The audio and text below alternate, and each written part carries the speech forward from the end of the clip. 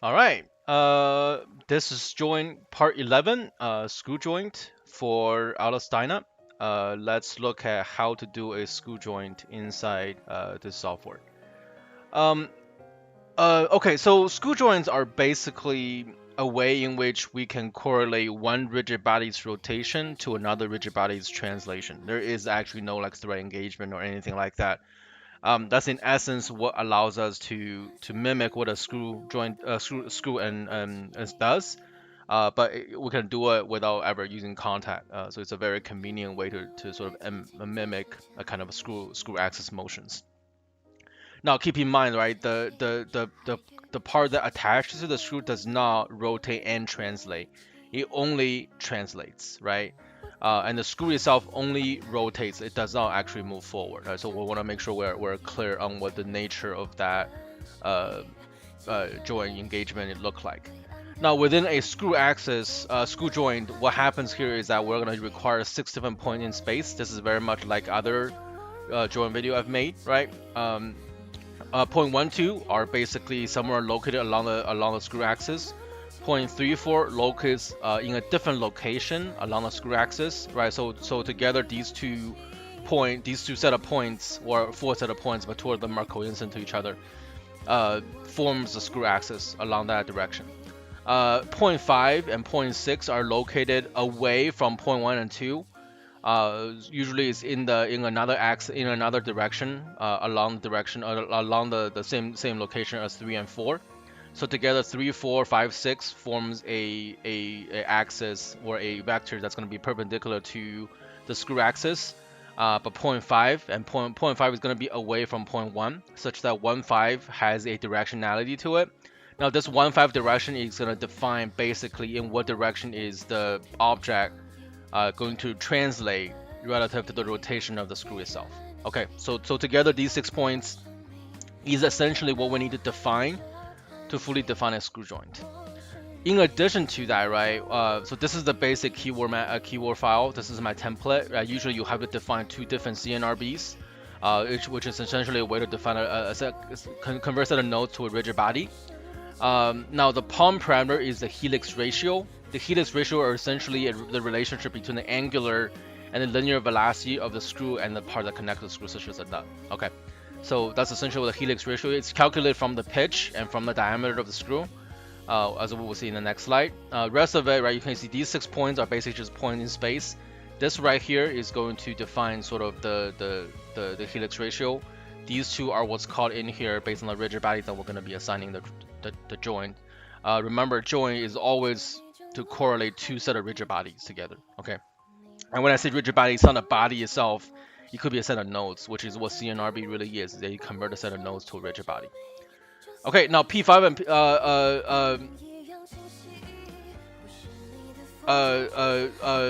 P5 and P6 are always going to be perpendicular to P1 and P2, P2 and P4, and P1, P2 are going to form the line, and P1 to P5 is going to be the direction where the translation occurs. Basically, ignore this text section error in the presentations. And lastly, the palm parameter is essentially your helix ratio, which is the pitch divided by 2 pi.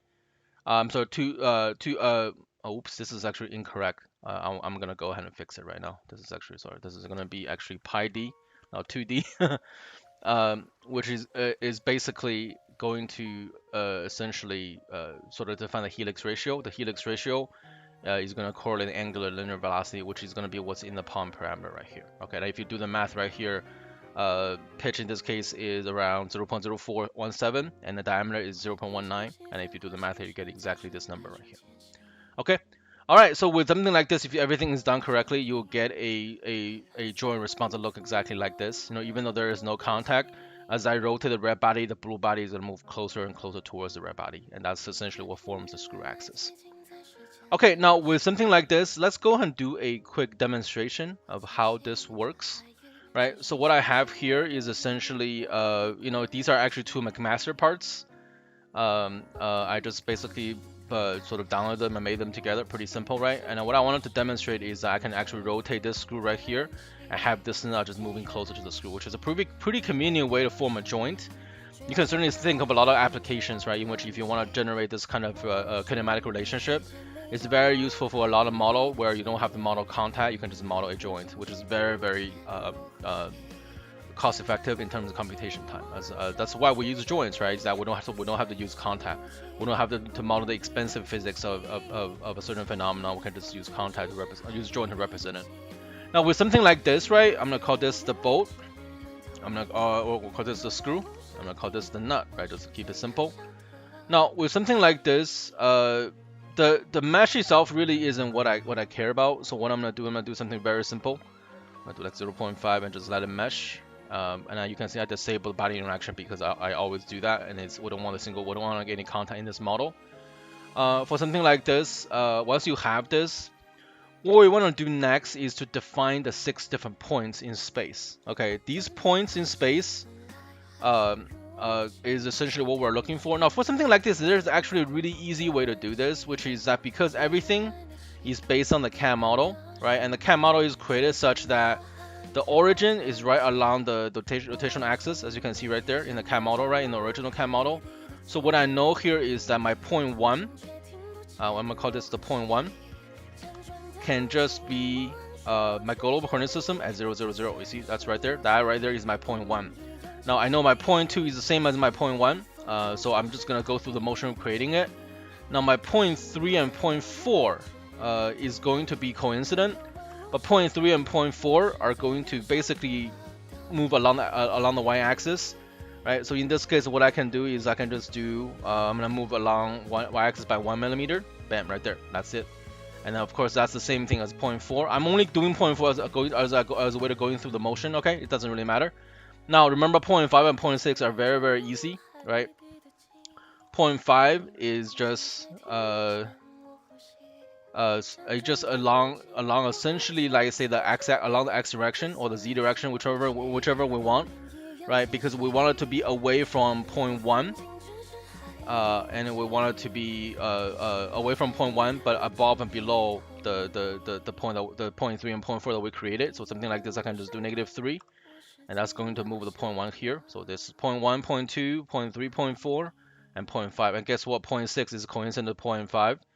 And it's a very easy, you see that's how easy that is, right? To do something like this, I just create a 6 point in space, and then the coordinates of these 6 points, 0, 0, 0, 0, 1, 0, -3, 1, 0, I'm going to put those into my keyword document, which is essentially this keyword document, right? So if you look at the number I have, 0, 0, 0, 0, 1, 0, -3, 1, 0, and then I have my palm parameter, which is calculated to be the pitch radius. I'm sorry, to be the helix ratio, right? So something like this, I can just copy paste this into my preprocessor, and I have just successfully created the joint. Okay. Now, of course, what I haven't done is define the rigid bodies, right? So I need to go create my CNRB. So let's go ahead and do that next. Constraint joint COR screw, right? And you can see that's essentially what I've done. Now let's go ahead and create my rigid body, right?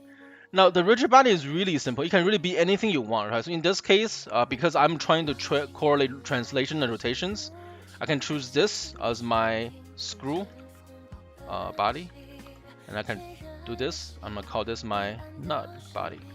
And remember, CNRB are a node set, not a segment set. So I have to convert these into nodal selection, and convert this into nodal section. And then I'm gonna call this screw nodes. I'm gonna call this nut nodes, and then I'm gonna call this 8001, and the other I'm gonna call it 8002. And together, it basically creates. I'm gonna turn this into -0.1. And then I'm going to now define a sort of like a remote displacement.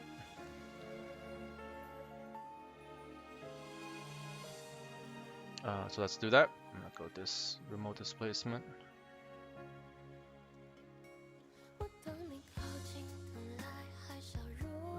Do remote displacement. I'm gonna do another remote displacement. And interesting enough, right, because I'm actually gonna use the one I just defined, and I've done this a couple times. So what you wanted to do at this point is actually to change the 001, 8001, 8002 to 3 and 4. which I'm gonna do next. Okay, but for something like this, first of all, I'm going to basically allow the thing to translate along the, well, let's use 0.1 here. Let's just use 0.1 here. I think both of them can be 0.1, I believe. Yeah, because they really share the coordinate axis of rotation anyway. So what I want to do is to free. I'm gonna lock X, lock Z, and then free the rotation Y. And I'm actually gonna make the rotation Y in 1080, which is going to be. Oh, oops, sorry about that. I'm gonna make this into a Y. I'm gonna turn the Y rotation into 1080. Which is going to be 3 rotations I'm trying to model within that 0.1 second. Okay, and then I'm going to lock rotation X and lock rotation Y and turn this into rigid. And then over here, I'm going to do the same thing. The only thing I'm going to allow free is my Y-axis, all right, which is allow the translation along Y to be free. I'm also going to allow the rotation of Y to be free because I believe that makes sense, but I don't think the rotation is actually generated in the model, but I'm usually going to let it be free just for the sake of mimicking a screw axis. Okay. Now remember, because I use the same segments for the remote displacement, I'm duplicating the CNRB creations, right? So what I'm actually going to do is actually suppress these. I know I just created, but I created after realizing that I need to do a little bit differently. So I'm gonna just suppress. I'm actually gonna suppress these. Suppress item. Suppress the name selection. Oh, I guess it doesn't really let me do that. Yeah, I forgot about that. Okay, never mind. So let's just go ahead and suppress here. So I don't want these to be a CNRB. So I'm gonna comment these out, and then I'm gonna change this to 3 and 4. Now I know it's 3 and 4 because I'm placing these into the screw as remote displacement, which turn into 2 separate constraint nodal rigid body in the solver in the input deck side. Now that this is ready, I'm gonna add one more database card. And database card, I'm just gonna add the common ones for this kind of problem. I'm gonna add a joint interface, and I'm gonna add D3 plot. Right, for something like this, it's relatively simple, right? Nothing to it. And then now I can write out the input file here. Now I'm just gonna call this the test, and I'm gonna write it into the download here because I'm gonna delete it later. I don't really need it. And if you look at what's in here, right? If you look at what's in here, you can sort of see the constrained nodal rigid body. I have a constrained nodal body 3, constrained nodal rigid body 4.